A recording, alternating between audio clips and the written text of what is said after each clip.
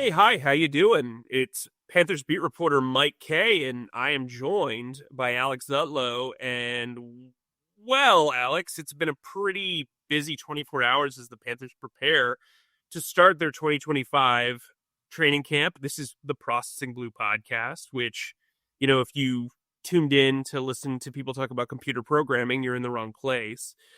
This is a podcast about the Carolina Panthers, and, it sometimes you have days where you're like, things are going swell until like 3 o'clock and the news breaks, but it's news that is not particularly promising.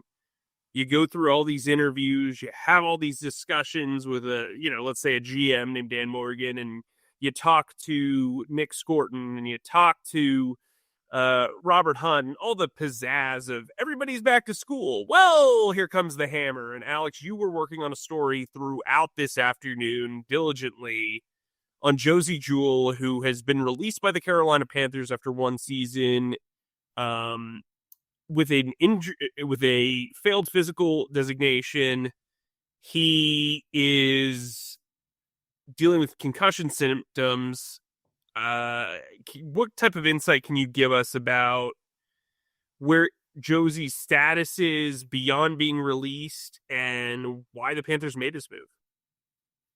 Yeah, so going back to your point about me or about being a slow day prior, I was looking up how to purchase a cat because Nick Scorton talked about his wonderful, I just looked it up. The breed is called a Maine Coon cat. It's the largest domesticated cat breed. It kind of looks like a scary miniature lion. But anyway, that's what I was Well, doing. now they need a brand new cat at linebacker, so tough beat.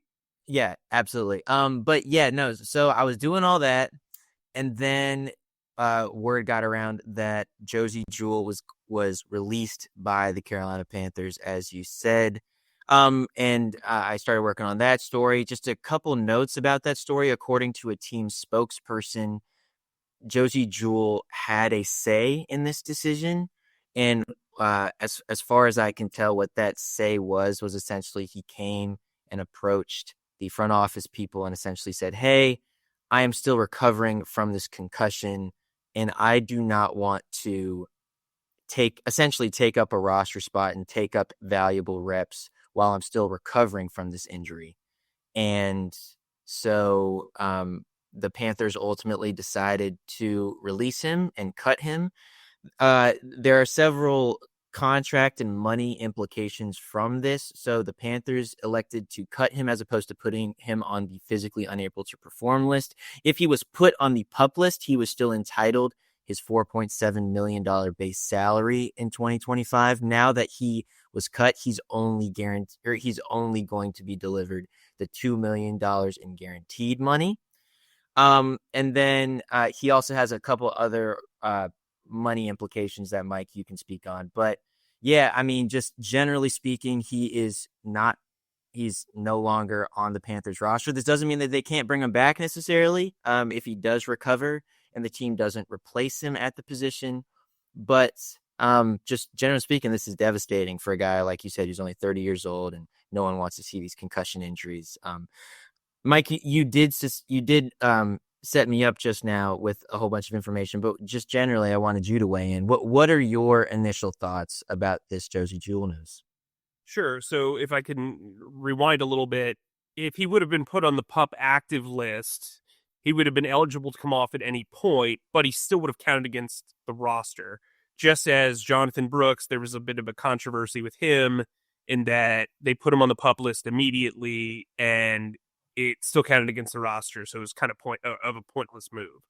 From that standpoint, it sounds like, based on what you're saying and some of the conversation I've had, he's basically just getting his $2 million guarantee because he was injured last season, suffered a concussion in the Week 16 win over the Arizona Cardinals, didn't play again.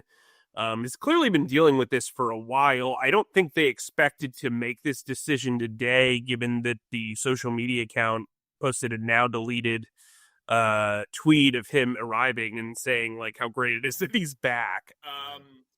But this isn't a funny matter. This is a situation where a guy is still pretty early in life and dealing with head injuries. And we know that surrounds football and topic. But good on him for taking, the right steps to feel better, whether that's, lip service or not. I mean, I think it's the right decision for him. It's the right decision for the Panthers. As you know, if you've been listening to this podcast, I don't want to, knock a guy while he's down. I didn't think Josey Jewell particularly played fantastic last year, so I don't know if this is a massive issue from a talent perspective. But what I will say from a mental perspective and a leadership perspective, it is a massive loss because there isn't a guy on this team that has worn that green dot consistently and knows this defense like Josey Jewell. He was pretty well liked in the locker room as well. And so I think this is a situation where they're going to have to kind of figure it out. Look, they like both of their undrafted rookies that they signed. Everybody's going to be like, well, they didn't draft anybody. I think if the board shook out differently on day 1 and day 2, there would have been an inside linebacker amongst this group, maybe instead of Torton or Princely, even though they both really like those guys. Scott Martin is the guy that kind of headlines that twosome, and I think he's a guy that you're going to want to watch throughout camp. Claude Charles, who's mostly a special teams ace, he's a guy that got some defensive snaps last year and looked pretty promising before he suffered a toe injury that led to a procedure in the offseason. He's fully recovered. John Radigan's more of a special teams ace, but the guy that I want to talk about is Christian Roseboom. Yep. And you highlighted this in your story and your write-up. When I talked to Dan Morgan and Dave Canales in March at the owners' meetings, they were emphatically praising this guy and really excited about this guy. I think there's a moment in Blueprint where Canales is trying to sell the room on Roseboom instead of, somebody like Ajero Avero who was worked with him, right? And so it's going to be really interesting. He's kind of like a heat-seeking missile type. He's a guy like Pete Hansen seems to like seek and destroy linebackers. That's what he is. I understand the optics of all this. Like, the Panthers had to know he was dealing with these woes in the concussion protocol. And so you say, well, just Christian Roseboom. But Roseboom started quite a few games last year, showed some promise. I think they feel really good about Trevon Wallace. Remember, I've told you this several times. They want to move Trevon Merrick around a lot. And so I could see them using just 3 linebackers, 1 inside linebacker, and 2 pass rushing outside linebackers more often than you probably think. That said, it doesn't kind of excuse, like, this kind of just came out of nowhere on the surface. And, like, Trevon Wallace is a guy who's got a lot of promise and upside, but, who knows, right? And he's going to be tasked with being that number 1 guy. He and Josey Jewell got along really well. And I think it's going to be an interesting dynamic in that linebacker room. You mentioned in your article guys like Kaiser White and Eric Kendricks and Jawan Bentley. Those guys have all played. They're all still out there, and they're all still out there for a reason. So we'll see kind of what happens with this linebacker position. But this isn't the only injury that they're technically monitoring. Before I get into that, Alex, do you have anything else to add about Josey? Well, I was going to talk about the corresponding move that the Panthers made with Josey. I don't know if you want to skip into that, but before I do that, yeah, you talked about Josey Jewell's at times struggles last year.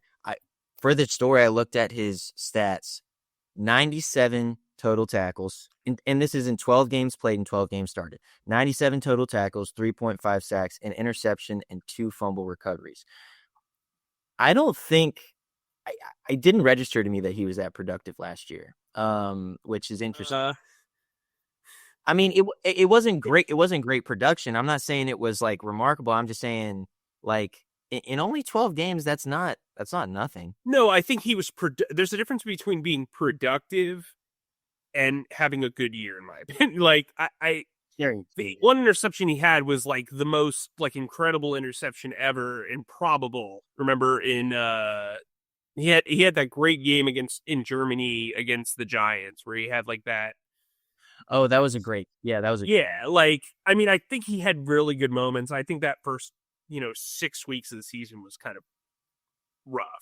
And that said, to his credit, he had a defensive line that was routinely backing up into him and probably played a factor in him not being as talented of a run defender, etc. Whatever. I'm not like bashing the guy. I think he was fine last year, but I think this is one where like people are acting like they, it's not like they lost Luke Kuechly. Is all I'm trying to say.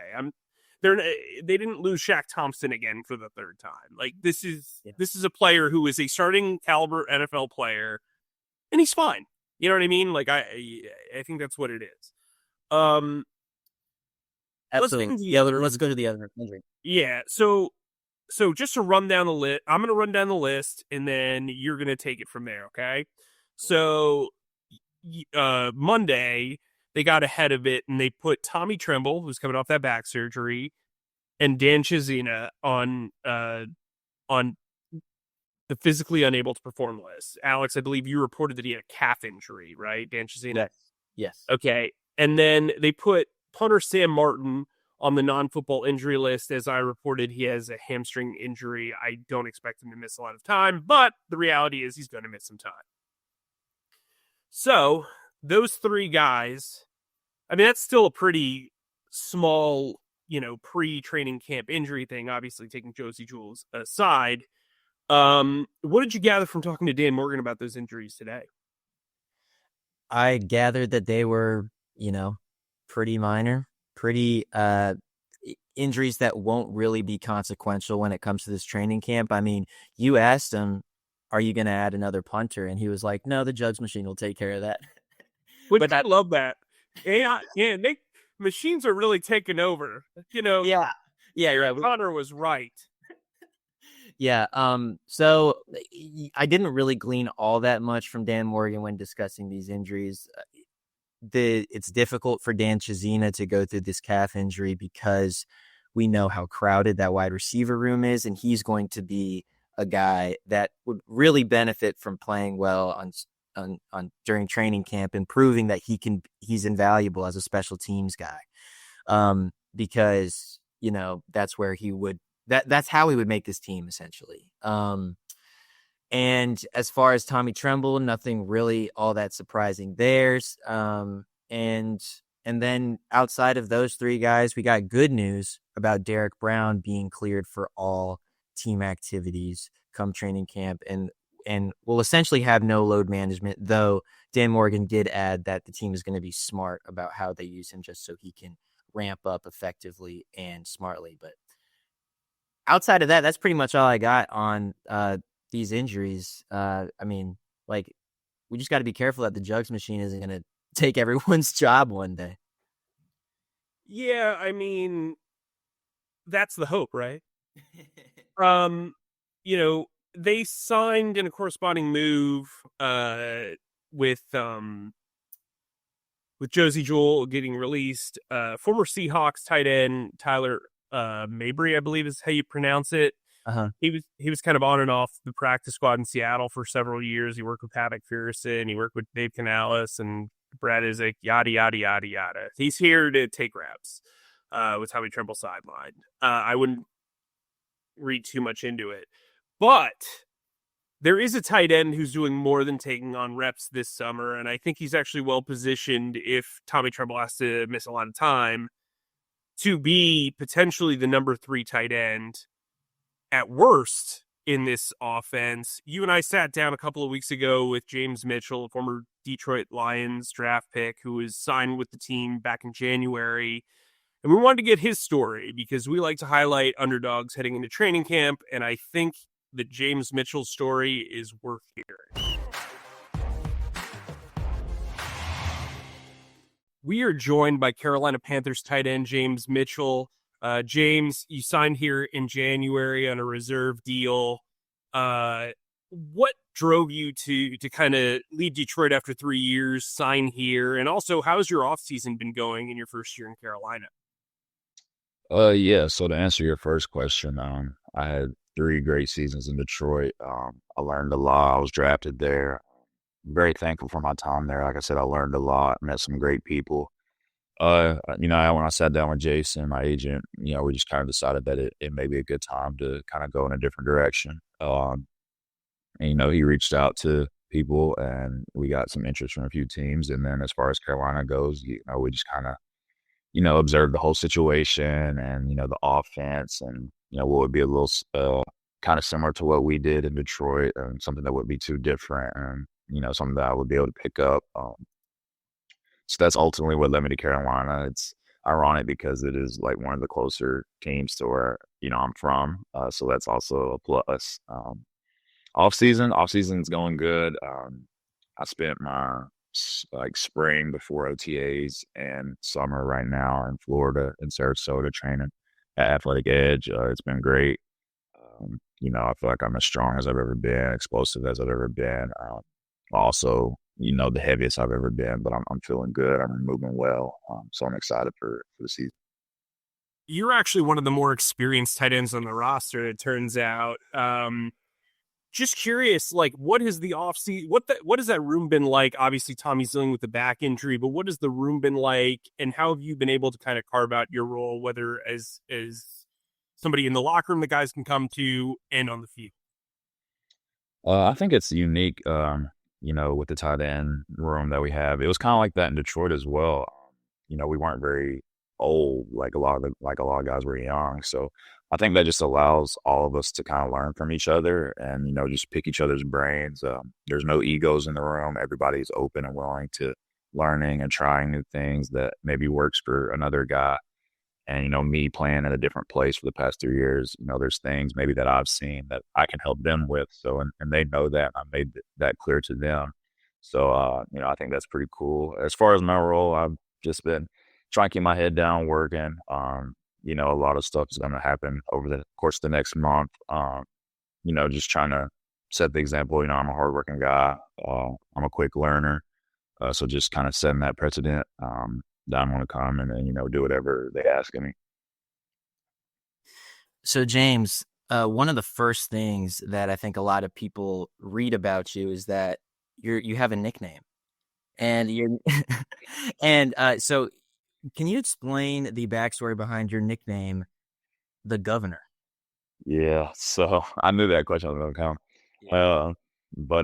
So back at Virginia Tech, going into my senior year, I was watching film with one of our coaches, and they had just got out of like a staff meeting, and he was pulling up the film for me. He was like, "Yeah, I just told the whole offensive staff that once you're done playing, that you're going to run for governor, and I'm going to run all your campaigns." Like, he just said it randomly.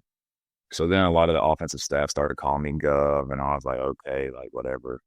And then I come off of practice one day, and one of the coaches was like, he called me the Governor, and he was like, "You should start putting that on all your like tweets, like through Virginia Tech."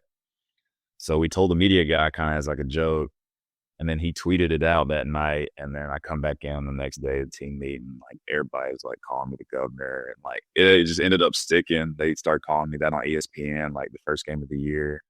They called me that on the broadcast, so it just kind of stuck, I guess.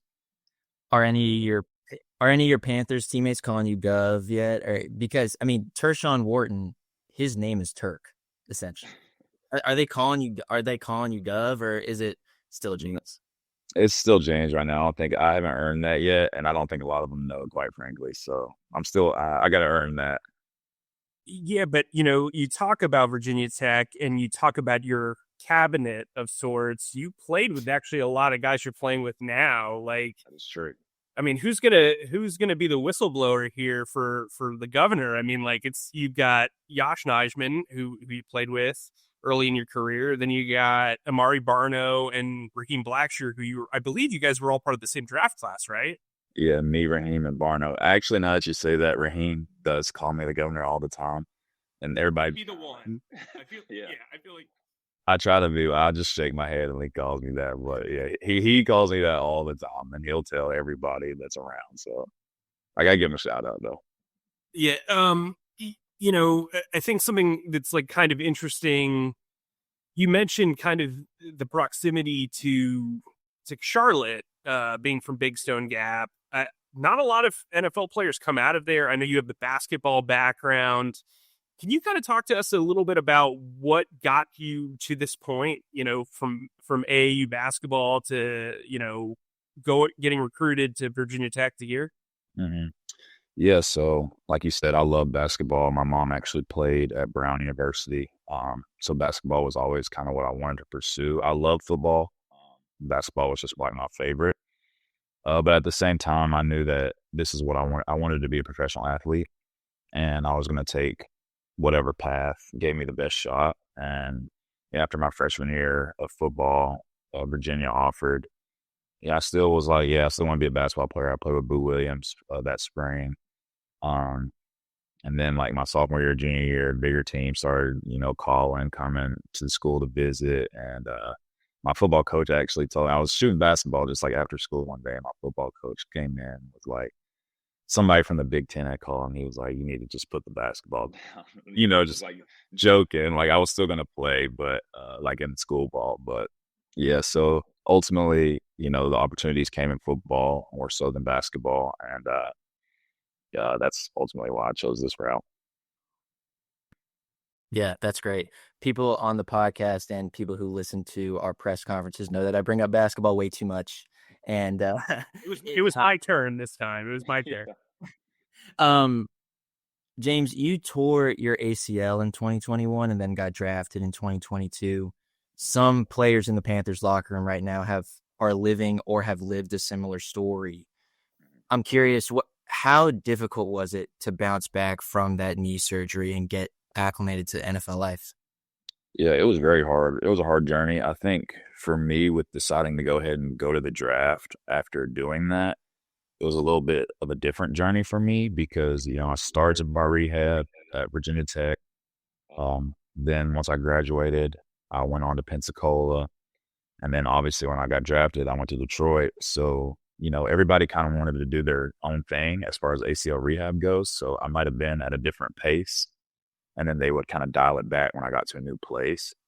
So that mentally kind of felt like, not like you were starting over, but it's just like, man, like, you feel kind of stagnant with having to go back, and then you start gaining progress and you go back, and then get to Detroit and don't do anything in the spring besides meetings and rehab. And then I think the second week of the preseason, we had joint practices against Indy, and that was my first live week. So you can imagine how that goes, like your first week, real practice in NFL, joint practices. And, so it was tough. And I think about midway through the year is kind of when I feel like I got my footing, just coming from college to the NFL without getting that spring. But yeah, it's tough. It's a very mentally straining journey, but, I think you learn a lot about yourself through those times as well. Yeah, and just to quickly follow up, that's what I was going to ask about. Is that the defining obstacle of your football career to date? I believe so. Yeah, just because even going into my senior year at Tech, it was going to be a big year for me. I was excited. I was, once again, at that point, the strongest, fastest, whatever I've been in my career, and I was really looking forward to it. And, to have that taken away 2 games into the year, it was devastating. And then, rehabbing and getting back, and then, kind of getting blindsided by the NFL. But I would definitely say that is the pivotal moment of my career today. James, I was just curious, like, you have this 3-year career. You did have the ups and downs with the injury. Do you have like a defining play from your first 3 years in the league that can kind of tell fans, like, look this up and then you'll understand my game? That's a good question. I'm trying to think. Then you put me on the spot. Well, take us through the touchdown in Green Bay. Yeah, so the touchdown in Green Bay, it was just it was like I had a back line, basic.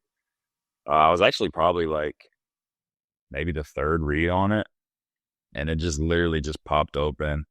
Yeah, I caught it in the back of the end zone. Like I think I just like blacked out on that touchdown. Like after I caught it, there was another little play, and I think we were playing the Bills on Thanksgiving. I just caught like just like a simple little like check down, took it for like 20 or 30, and like I felt like that like shows what I can do like with the ball in my hands. Like I still feel like I'm a good athlete with the ball in my hands. And then the year after that, I think a couple in the preseason games, just catching like simple passes and showing my ability after the catch.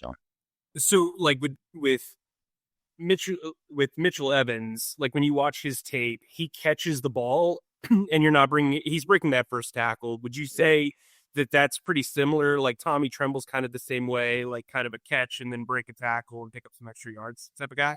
Yeah, I definitely feel like I can be that. I feel like physical.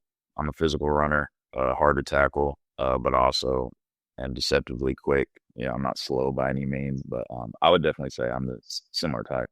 Has a coach ever yelled out like Mitchell in the middle of the practice, and then you guys don't know whether it's you or Mitchell Evans? Well, I think Mitchell knows, but me. So in Detroit, they called me Mitch. So like I'm so used to whenever they say Mitch, I go run. So Coach Pat, he'll say Mitch for Mitchell Evans, and I'll hesitate, and he'll be like, not you. But he calls me James right now, so I just have to get used to it. So what's gonna happen? What's gonna happen when Pat watches this podcast, and then your first practice, he goes, "Hey, Zutlo kind of broke the news that you're the governor." Like, what's gonna happen? Like, he'll probably give me a fine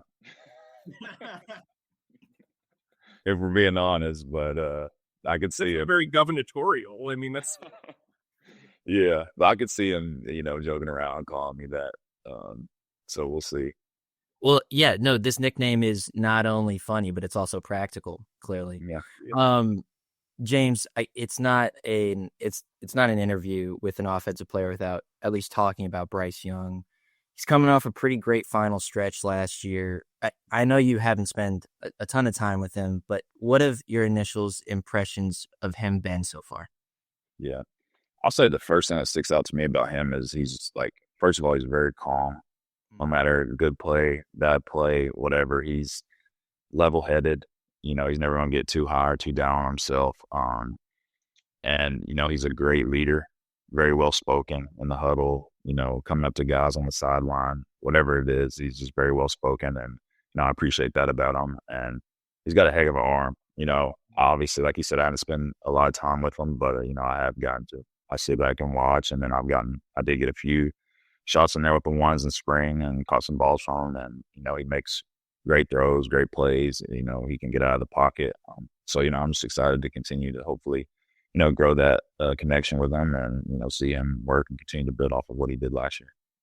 James, thanks for joining us on the Processing Blue podcast, and good luck this summer. Fans that want to keep track of James's performance throughout the summer and the rest of the squad during training camp, you can find daily jam-packed training camp notebooks from Alex and myself on charlotteobserver.com starting on July 23rd. Sure, appreciate you guys.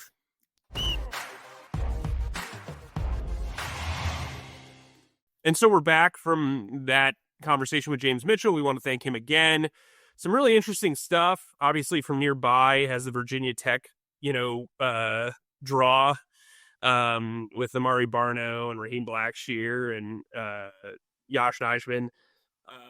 He's an interesting player. What was your biggest takeaway from that interview? The governor. The Gov. Yeah, he likes you still a good nickname. You're one for a good nickname. That's you. Sorry, I didn't mean to catch you off. Yeah, no. I wanted you to respond. Raheem Blackshear actually calls him that as he said in the interview, which is funny, back from his Virginia Tech days. He's a guy who is the most veteran guy in this tight end room, which is kind of remarkable considering the fact that he's only 25. And yeah, he could really make a splash. He had a good run in Detroit, although on limited opportunities, and he's going to have to make the most of the opportunities here. I really enjoyed working with him or talking to him, and, good luck to him in training camp. We always see these training camp heroes emerge, and whether they make the initial 53-man roster or not, they're compelling stories. Among those guys was Damani Richardson last year, and he is now going to be counted on this year as a safety. Another guy who was a training camp hero, at least in my eyes last year, was tight end Jordan Matthews. And he kind of toggled between the practice squad and the active roster all of last year. That was because of, in my opinion, a lot of variables out of his control, with the team wanting to develop a lot of young talent. But he played himself onto an NFL roster last year. So, Maybe James Mitchell can be this year's training camp hero. Who knows? Well, that's my youngest son, Reese, rooting for him in the background. So we've been doing this segment since we came back from summer break, called, Two Things Can Be True. And I think it's a good one entering training camp because, it's funny. We haven't really talked about,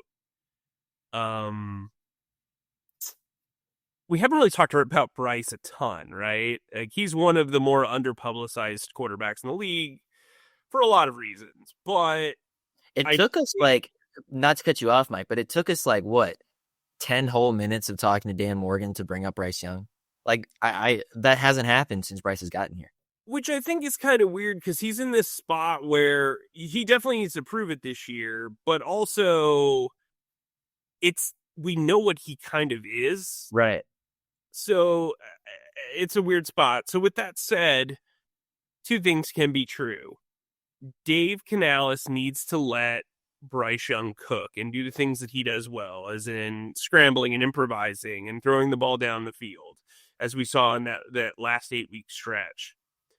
But Bryce Young needs to show that he can fully ingratiate himself and control and, champion and, master the offensive playbook, both before and after the snap. I think that was one of the biggest issues last year. It felt like a slow plodding offense, mostly because it felt like after the huddle, at least in those first, his first 2 games, it just kind of seemed hodgepodge. He needs to be able to run this joint.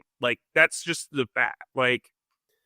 We've talked about promise and proof, right? He showed promise last year. He needs to show proof this year that was not a fluke, that was who he is, that's what he can do. And I think in order for him to do that, Canales needs to empower him to do whatever he needs to do. But in turn, with that promise, Bryce needs to show that he is completely bought into the offense, that he has mastered it. He knows it like the back of his hand. He can make checks. He can do everything he needs to do to make this an agreeable partnership and a success on the field. What do you think of that? I think it's fair. I think it's great. I wanted to ask you this. So at the end of the season when Bryce Young was playing really well, he was able to put together 4 quarters of consistent, explosive football. However, he, particularly right after the bye, he would start games really well. When the plays were perfectly scripted for him, perhaps when the defense didn't exactly know what was coming or the score was relatively even, he had real mastery or if not mastery, competence in the offense. I'm curious if that plays at all into your two things can be true thing of letting him cook. You initially, was he kind of held back, you think, after that first initial series, after the plays that were scripted were kind of ran out? Well, typically your scripted plays are your best plays. Okay. So if you're mastering those in practice, you know them pretty well, right? I think for him, it needs to show in the way he leads the offense, the way he lines guys up, the way he figures out, what he's doing. And I thought he did a really good job of that in the second half of the season. You just have to continue with it. They're going to add wrinkles to this offense. And I think he grew exponentially. And I think that, there was a time,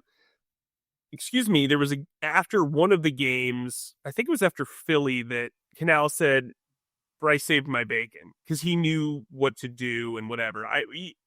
A good quarterback is able to do that. And I think we saw the maturation of Bryce, at least from that standpoint. I'm just saying this needs to be a continuation. What about you? What's your two things can be true? Mine is pretty topical. Two things can be true. Trevon Wallace is still a bit of an unknown, but he'll probably still be the top linebacker heading into the season. Who across the league knows the Trevon Wallace name? If you talk to a lot of casual Panthers fans, I think there, some less than casual Panthers fans will be like, "Hey, is Shaq Thompson still on the team?" Like that is the last like really well known inside linebacker that the Panthers had, and so Trevon Wallace, the second year linebacker, like we talked about, he wore the green dot actually a couple times, or he had the green dot a couple times last season, which essentially means he relays the play calls from the sideline to the rest of the defense a few times last year. And that was when Josey Jewell and Shaq Thompson were both out at the same time. He's a great character. He has a thick country accent, which players commented on. It actually made it hard to hear the play calls and understand the play calls coming from the sideline. But that was just a little funny thing. He can be really productive. He can bounce all the way around the field. The question is going to be, can he consistently do so, and can he really understand this scheme. But he's probably going to be the best linebacker that the Panthers have on this team, unless if Christian Roseboom proves that he is leaps and bounds beyond him, because of course the Panthers invested a lot in Trevon by taking him in the third round of the 2024 draft. So I've always been high on Trevon, and I love talking to him. He's got something like 4 goats. He loves Dragon Ball Z. He loves. You think one of the goats is named Goat Coup? That would be wonderful. That truly would be. That's like the length of my Dragon Ball Z and farm animal knowledge. Zach Dennis is right across from me, and he's shaking his head. But yeah, what you think about that? Do you think Trevon Wallace will be the number 1 linebacker heading into the season? I thought last summer he was the most intriguing and interesting player at training camp. I thought he moved really well in space. Once they got into pads, it was a little different. But then, I thought he played well. And then he didn't play for 2 weeks because Shaq Thompson was ahead of him, Josey Jewell was ahead of him. And then they asked him to start right away. And I think like the learning curve was kind of tremendous. And, he's coming off a shoulder injury. He's an unknown, but I'm a big believer in him. I liked him as a prospect. I think he makes a lot of sense for what they do. He's very athletic. He's a seek and destroy guy, as we said. He's very vocal.